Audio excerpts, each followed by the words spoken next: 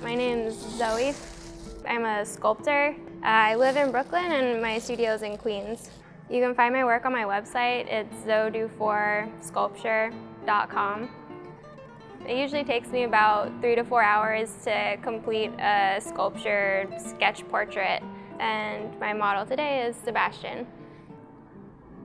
So when I start, I'm really just concerned about getting enough mass of clay up that it has the similar volume as Sebastian's head. Until then, I'm not worried at all about likeness. It's basically just getting a lot of clay on the armature.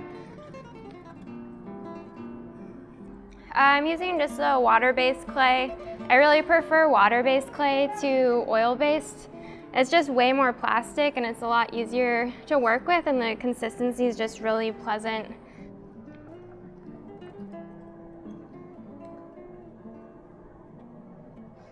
Now I think the mass is pretty close, so I'm just shifting things around until I feel like the gesture reads more closely like what Sebastian's doing.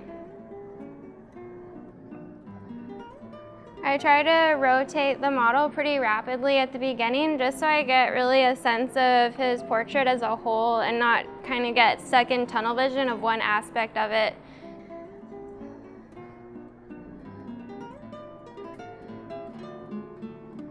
The first measurements I take are just the height of the head and then the width of the zygomat. And those just seem the most important to me for likeness in portrait.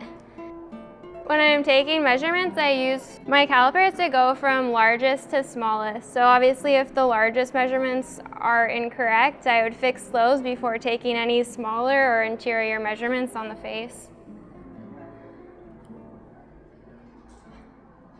The tool I use with my hands at this stage is this large wire-wrapped rake.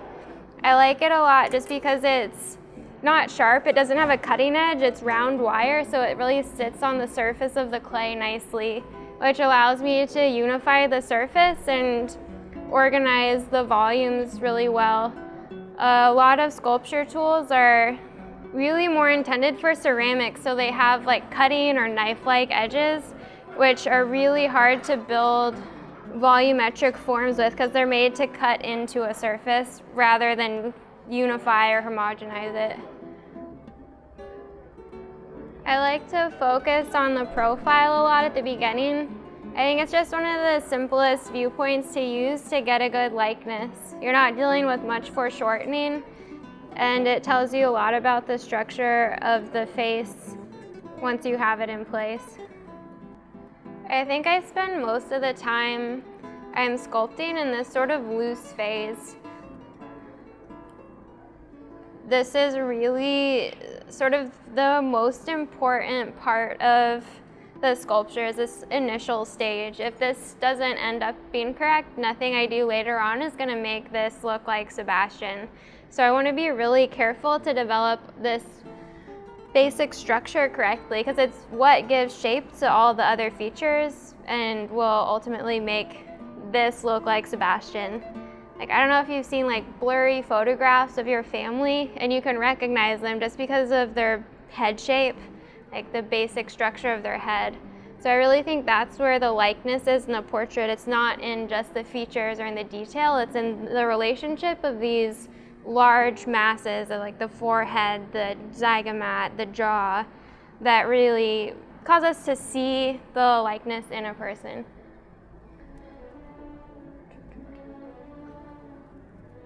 Since this is a quick sketch, I'm not really worried about the parts of Sebastian's face, well, mostly his forehead, that I can't see because of his hair, so I just hide that off the bat. I'm trying to work pretty quickly too through the first couple poses.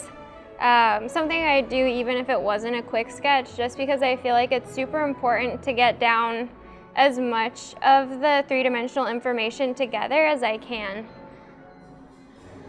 I think about it sort of like taking a three-dimensional action shot rather than like a long exposure photograph, where if I were to work a little bit more slowly to gather that information, it would sort of become blurry or less congruent and not make such a clear whole.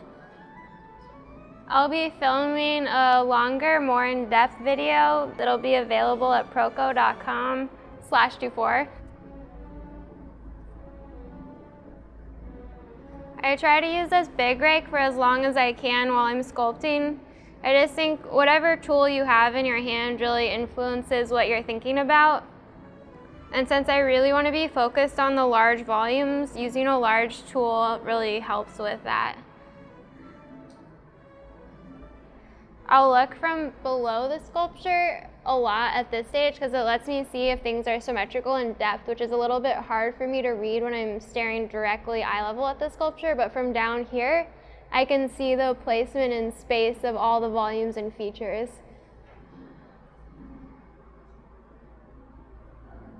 So I'm being a little bit more cautious now as I make changes. I'm not going to be taking off or putting on super radical amounts of clay since my measurements are working out pretty well.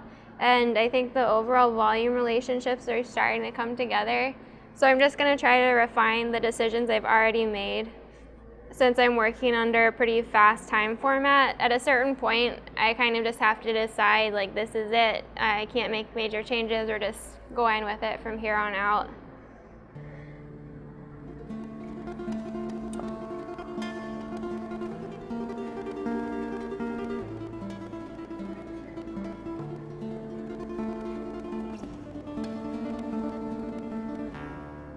Right now I'm starting to think about where Sebastian's looking for this portrait. Where the gaze is focused really influences the structure of the eye since the pupil is the highest point on the eye. So at this early sketchy stage, I'm thinking about that as I begin blocking in the volume of the eye to make sure that both those high points are oriented in the same direction in a way that looks like a focused gaze. I'm beginning to develop some of the subforms now around the features. And I feel like by not thinking about like the lips or the eyes themselves as they exist and just sculpting what's around them, they sort of appear naturally. I really like this stage of the sculpture where I feel like the major things are working. I'm just refining them. It's sort of a little bit more relaxing and also a little bit more fun. You gotta get into the information that's a little bit more enjoyable to work on. And I'm not so stressed about getting the likeness. I feel like that's developed in the initial structuring of the portrait.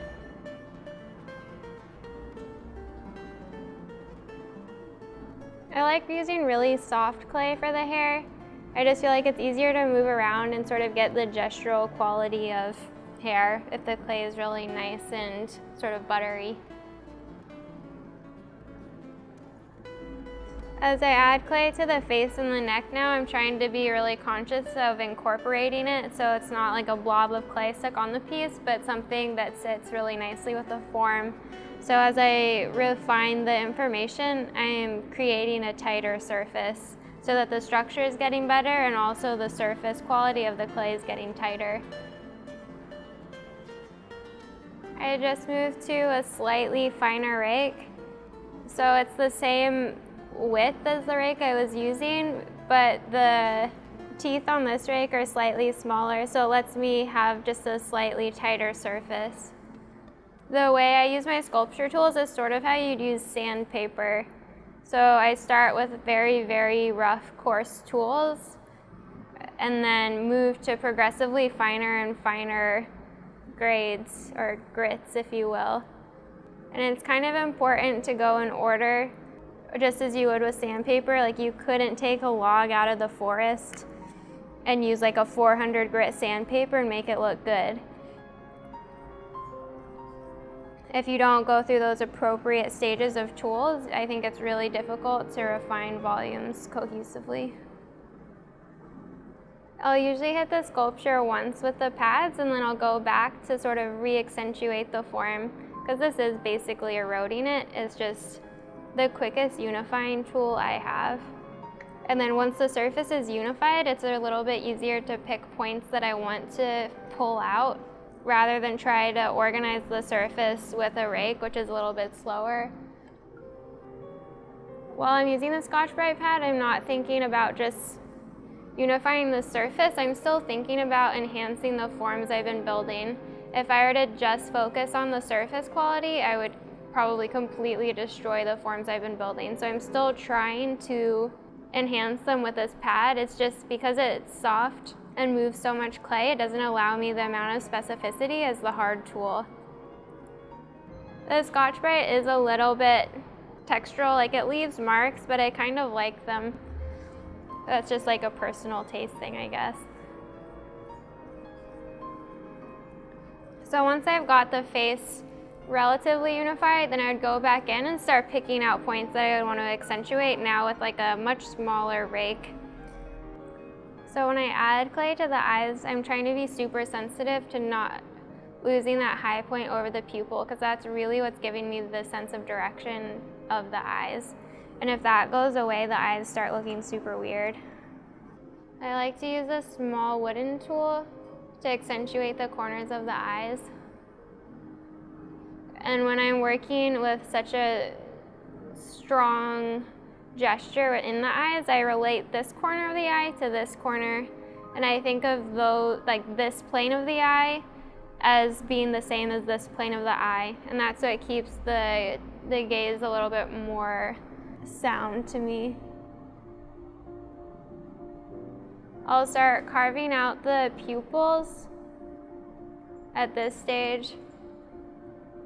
And it should be relatively straightforward if my planes were correct. Like, it should look like a somewhat sound gaze. I like to go back and sort of re-volumize things after I've touched the sculpture with the Scotch-Brite, even if it's a little bit messier, because I just feel like it makes the forms read a lot more nicely, and it's a little bit easier to incorporate the clay I'm adding now after I've used the Scotch-Brite.